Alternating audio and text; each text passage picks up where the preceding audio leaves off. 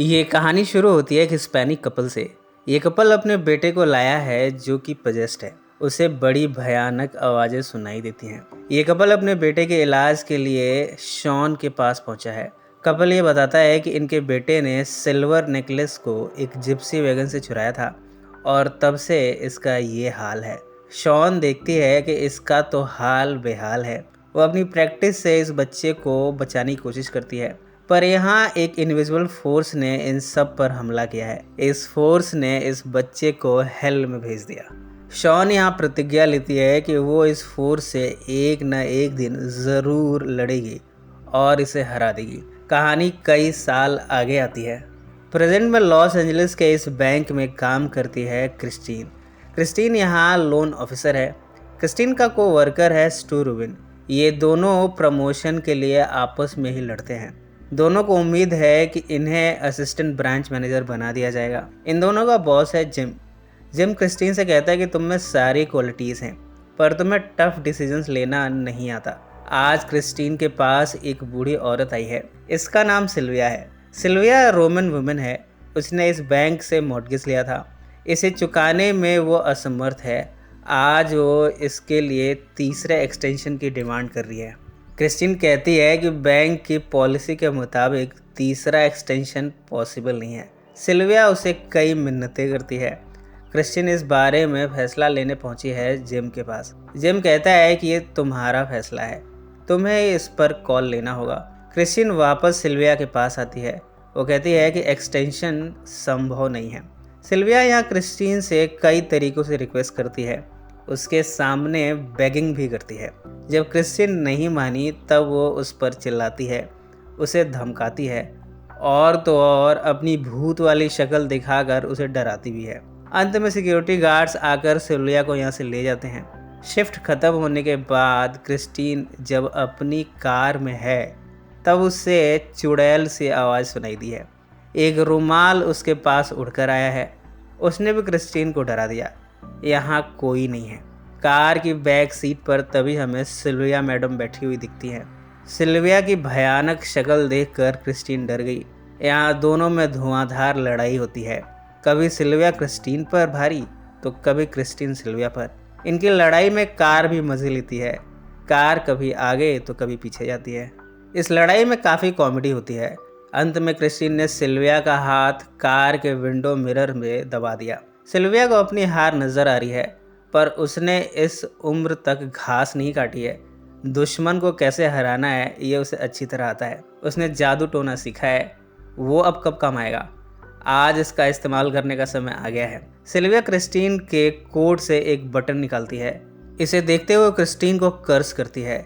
Christine इस बारे में अपने बॉयफ्रेंड क्ले डाल्टन से बताती है। क्ले ने भी फाइनली क्रिस्टीन की बातों का यकीन कर लिया। ये दोनों पहुंचे हैं रैम जैस के पास। रैम लोगों को देखकर उनका फॉर्च्यून बता देता है। रैम जैस क्रिस्टीन को देखकर बताता है कि क्रिस्टीन के ऊपर किसी भूत का साया है, वो उसे हॉन्ट कर रहा है।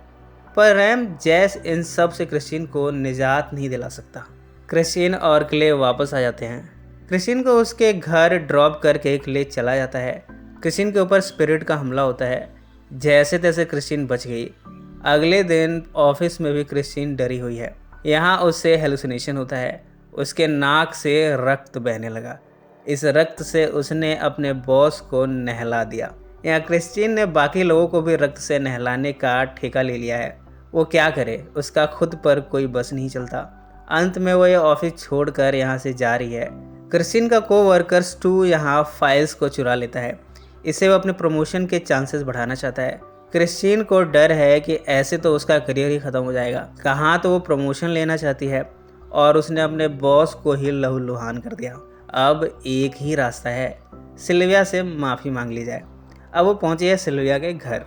यहाँ पहले तो उसे एंट्री नहीं मिली, पर अंत में वो इस घर में घुसने में कामयाब हो गई। यहाँ उसे पता चला है कि हाल ही में सिल्विया इस दुनिया को छोड़कर चली गई। सिल्विया की लाश भी क्रिस्टीन पर गुस्सा दिखाती है। लाश भी क्रिस्टीन के ऊपर चढ़कर उसके चेहरे को खाने लगती है। जैसे तैसे इस कॉमेडी में क्रिस्टीन ने खुद को बचा लिया। क्रिस्टीन फिर से रैम जैस के पास पहुंची है।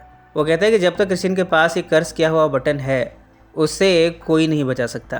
वो ये भी कहता है कि डेमन लैमिया की आत्मा उसे टॉर्मेंट कर रही है और तब तक करती रहेगी जब तक कि उसका काम पूरा नहीं हो जाता।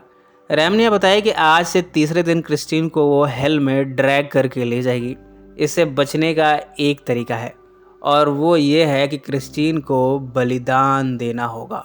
ये बलिदान बकरी का भी हो सकता है, बिल्ली का भी हो सकता है। क्रिस्टीन के पास एक कैट है। क्रिस्टीन ने दिल पर पत्थर रखकर इस कैट का बलिदान कर दिया। इसे मारकर उसने घर के पीछे गाड़ दिया है। अब शायद उसे लामिया के स्पिरिट से छुटकारा मिल जाए। वो अपने बॉयफ्रेंड के अपार्टमेंट जाती है। आज की रात वो क्ले के साथ यहीं रहती है। दोनों यहाँ आपस में धुआंधार संभोग करते हैं। इस संभोग के दौरान भी क्रिस्टीन काफ़ी चिंतित है। संभोग के बाद क्रिस्टीन जब गहरी नींद में सो रही है तब एक मक्खी ने उसे परेशान कर दिया।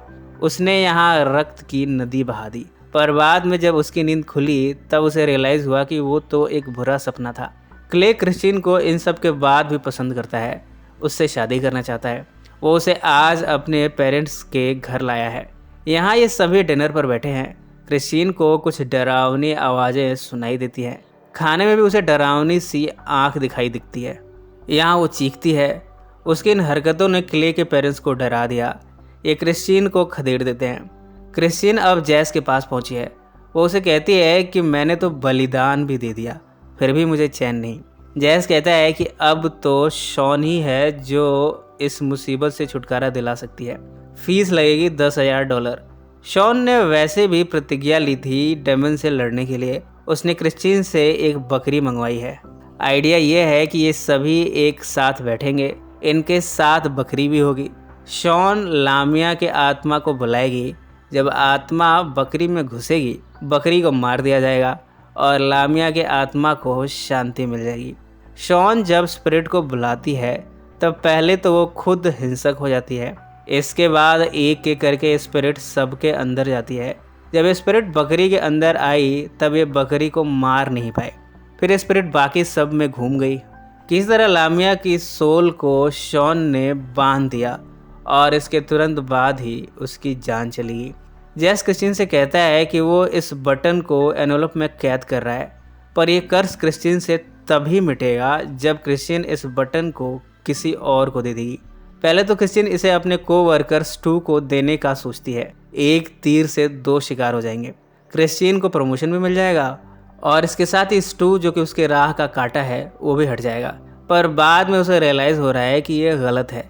अब वो किसी डेड बॉडी को ये बटन देगी। इसके बाद वो लाश समझे और लामिया की सोल समझे। क्रिस्टीन पहुंची है कब्रिस्तान। वो यहाँ सिल्विया के कब्र को अकेले ही खोदती है।